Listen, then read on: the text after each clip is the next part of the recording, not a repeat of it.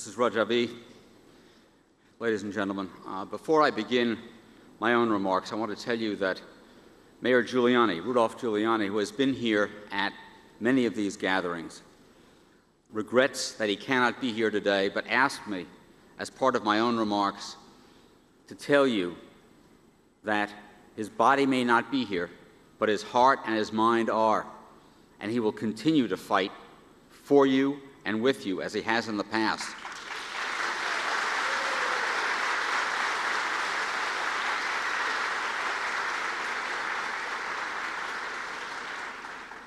We've been together many times before, always in times of crisis, although in some respects, as you've heard, in some respects there was improvement.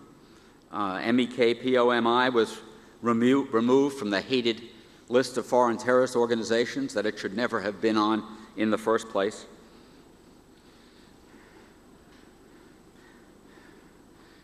And we thought that that marked a turning point. Regrettably, the situation of the 3,000 residents of Ashraf, later moved to a camp ironically named Liberty, is more stark than it's ever been. 52 killed September 1st at Ashraf, others at Liberty, 7 hostages taken. And the 2 men most directly involved, in a way, are shortly to meet. One of them is Nouri al-Maliki, who is responsible for these outrages. Oh, he wasn't there. But make no mistake, this could not have happened without his order. And of course, he was acting as the puppet and the stooge of the mullahs in Tehran at the direction of the Iranian government. He is responsible. The other is President Obama. He too bears a measure of responsibility. It's not the same kind of responsibility that Maliki has.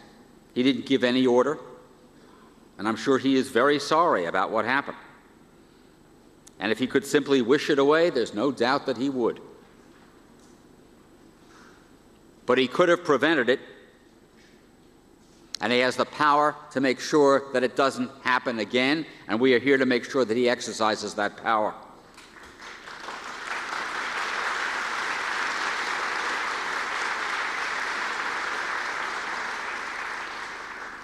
Those acts were carried out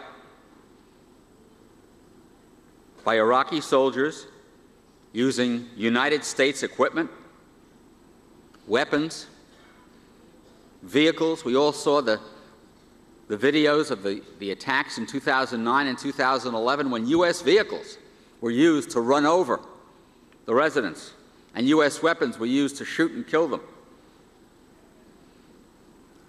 We saw in the film that you just witnessed U.S. tactics being used. Those men were trained by the United States military.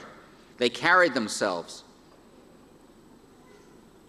and they shot their weapons in the way that the U.S. military is trained and trains others. The evidence is overwhelming. Overwhelming about what already appears and overwhelming about what will appear in a report to be issued, that this was carried out by the Maliki government using U.S. weapons.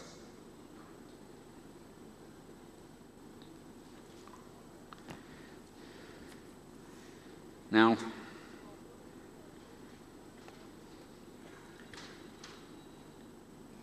particularly for Americans, and I speak, of course, as an American, the focus of our every effort must be to make sure that the U.S. government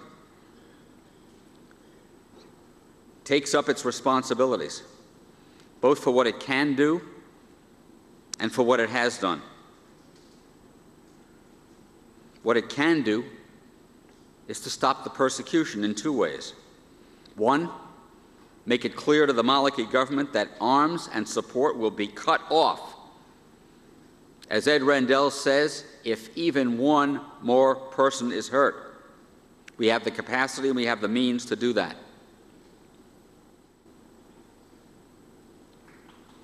And the second,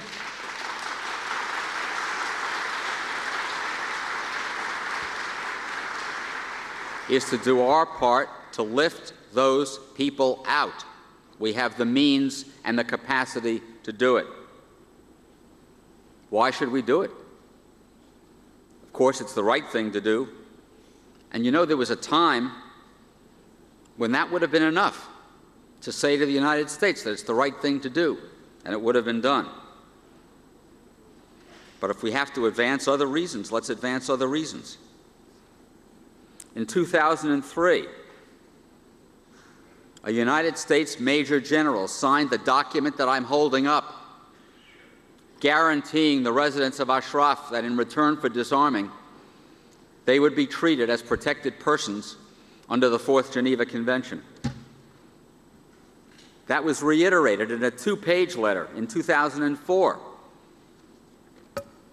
three-page letter signed by a U.S. Major General. Protected persons. They were each interviewed by the FBI.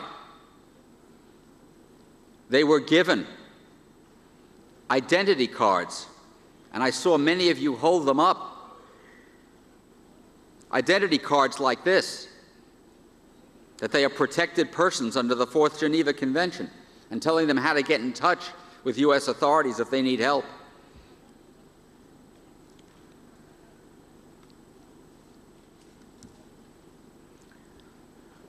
That's why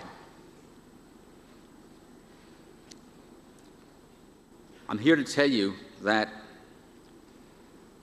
the American Friends of the MEK, and that's not a formal organization, it's just the name that we've come to be known by,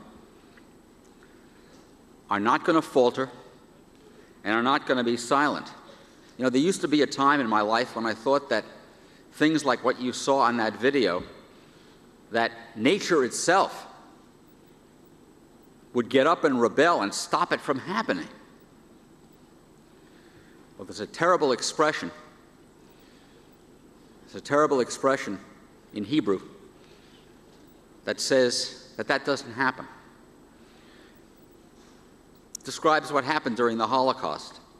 The sun shined and the killers killed. The sun didn't go out.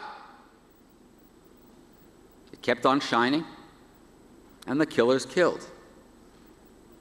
It's only human action that stops it, and it is only our action that's going to stop it.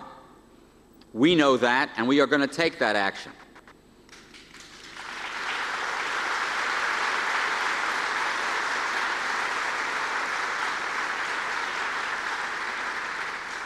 Now, I have no desire to embarrass my government. But the only thing that I want less is for my government to embarrass my country. That I will not suffer.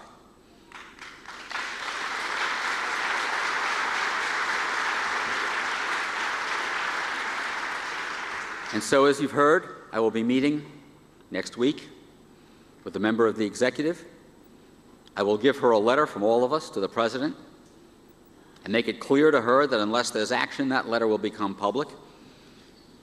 And then, if necessary, all of the signers of that letter will be outside the White House.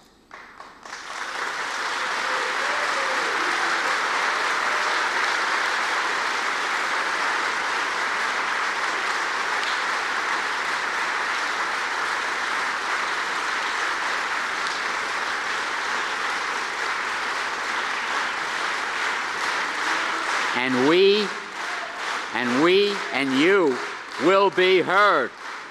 Thank you.